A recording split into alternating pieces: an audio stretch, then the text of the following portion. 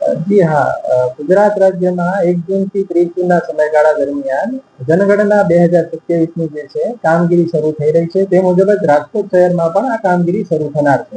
Sir, આ કામગીરીમાં લોકોએ શું દસ્તાવેજ તૈયાર રાખવા પડશે કે શું પ્રશ્નોના જવાબ આપશે?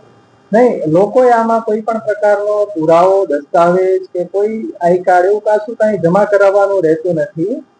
જનગણના 2027 અન્વયે જે ગણતરીદારોની નિમણૂક કરવામાં આવેલી છે એ ગણતરીદારો લોકોના ઘરે જશે અને સામાન્ય જે નિયત કરેલા જે 34 પ્રશ્નો છે એ 34 પ્રશ્નો પૂછશે. આ સામાન્ય 34 પ્રશ્નોના જવાબ આપવાના હોય છે અને આ કામગીરી પૂર્ણ થઈ જાય છે. આમાં પ્રશ્નો કેવો કઈ પ્રકારના છે?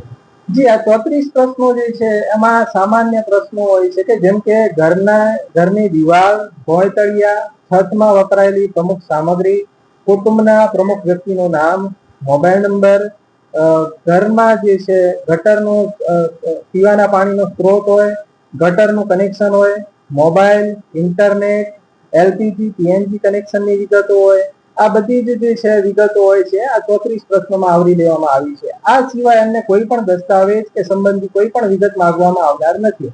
અંદાજે સર, જેને કરેલી છે એ લોકોએ શું કરવાનું છે? જી હા, 17 મે થી 31 મેનો સમયગાળો જે છે એમાં સેલ્ફ એન્યુમરેશન જે છે આખું અભિયાન ચલાવવામાં આવ્યું છે સરકાર દ્વારા, કે જેમાં જે લોકોએ સ્વગણતરી કરી છે સેલ્ફ એન્યુમરેશન એ લોકોએ પોતે જ આ 34 ક્વેશ્ચનના જવાબ જમા કરવાના હોય છે અને છેલ્લે એક એસઈ આઈડી એટલે કે સેલ્ફ એન્યુમરેશન આઈડી જમા થતું હોય છે. અને જ્યારે આ કામગીરી અન્વયે ગણતરીદાર આવા લોકોના ઘરે જાય છે કે જેમણે already SE ID self enumeration કરી દીધું હોય છે, તો એમને માત્ર એક એસી આઈડી આપવાનું હોય છે.